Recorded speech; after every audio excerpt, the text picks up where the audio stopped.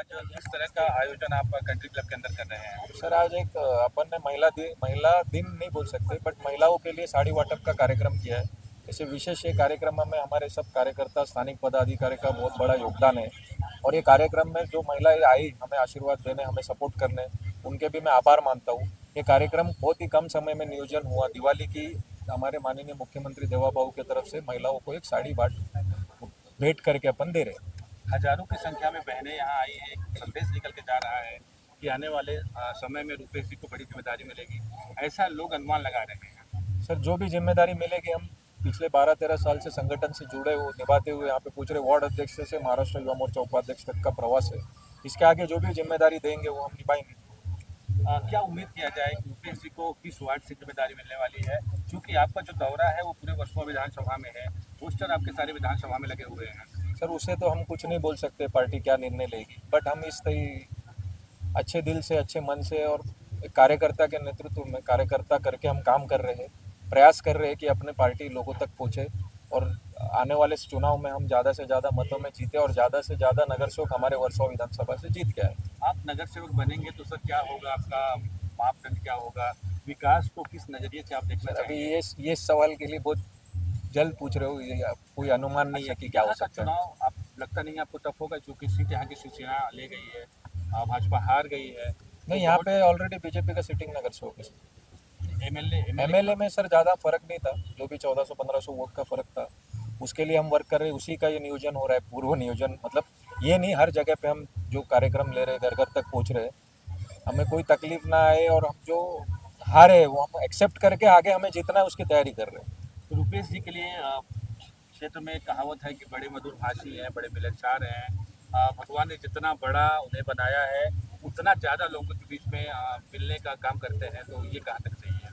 Sir देखो, मैं 13 साल से पार्टी के लिए काम कर रहा हूँ तो बहुत नीचे स्तर से जुड़ा हूँ और संघ में भी मेरा प्रथम प्राथमिक हुआ है, तो संघ के संस्कार है मेरे ऊपर और मेरे माता पिता भी संघ से काफ़ी सालों से जुड़े हैं। तो जितना हो सके मेरे लोगों में जाने में रहने में खेलने में अच्छा लगता है, तो अपन ज़िंदगी भर ऐसा करते रहेंगे, काम करते रहेंगे। कुछ संगठन जो जवाबदारी देगी एज अ पदाधिकारी रहेगी, एज अ कार्यकर्ता रहेगी, हम काम करते रहेंगे, कभी रुकेंगे नहीं। जो पोस्टर आपके लगे हैं उस पर क्यूआर कोड लगा है, उसका क्या तात्पर्य है और क्या संदेश देता सर है? आवाज़ मुंबई कर भाजपा का एक हमारा एक अभियान है। वो अभियान के अंतर्गत हम ये जो लोगों को स्कैन करके उनकी समस्या पिछले टाइम या अभी तक जो भी आपका नगर सेवक से आपकी जो उम्मीदें है जो आपको फुलफिल नहीं हुई, आप पहुंच नहीं पाए, वो हमें बताए कि आपकी ये तकलीफ है। तो हम जब हमारी सत्ता आएगी, हमारा घोषणा पत्र होगा, तो हम उस पर उसका सोल्यूशन निकाल के आपकी हर मनोकामना पूरी करने की, इसके लिए वो हमने स्कैनर रखा है। और आप सर युवा हैं, युवाओं के लिए क्या संदेश देना चाहेंगे, क्योंकि चुनाव बहुत महत्वपूर्ण होता है? युवाओं के लिए यही संदेश देना चाहता हूँ सर कि माननीय पंतप्रधान मोदी जी को जैसे आप चुनते ला रहे हो, वैसे मुंबई महानगर पालिका भी मुंबई के चुनाव में बीजेपी को वोट दो और नए मतदारों से भी मैं आह्वान करूंगा कि बीजेपी को ही मतदान करें। यहाँ भी रुपेश जी अपने लिए कुछ नहीं मांग रहे हैं लोगों से? नहीं सर, जो भी है, पार्टी के वजह से मैं हूँ, पार्टी है तो हम है, हमसे पार्टी नहीं, पार्टी से हम है। Thank you sir, thank you so much. Neeraj ji बोलिए। दोस्तों बड़ी संख्या में बहनों को इकट्ठा किए हैं, श्री रुपेश सावरकर जी पीछे का द्वारा मकसद क्या है? वार्ड क्रमांक 63 मकसद कुछ नहीं, लाडली बहनों को ये हमारा प्रेम है। उपहार दी इसमें जा कोई रही है। मकसद और निस्वार्थ देख के हम कार्य नहीं करते हैं। तो मकसद हम मंडल अध्यक्ष विजय ऐसा नहीं है पाठक कि जी, अभी मंडल इलेक्शन है तो कर रहे हैं, ऐसा महामंत्री नहीं है। शर्मा, आपने देखा होगा सुनील मौर्य जी, भारतीय जनता पार्टी का महिला हर एक मोर्चा कार्यकर्ता सुरेश जी, सक्षम तरीके से जिला हमेशा सदस्य ग्राउंड लेवल पर रह के कार्य किया है।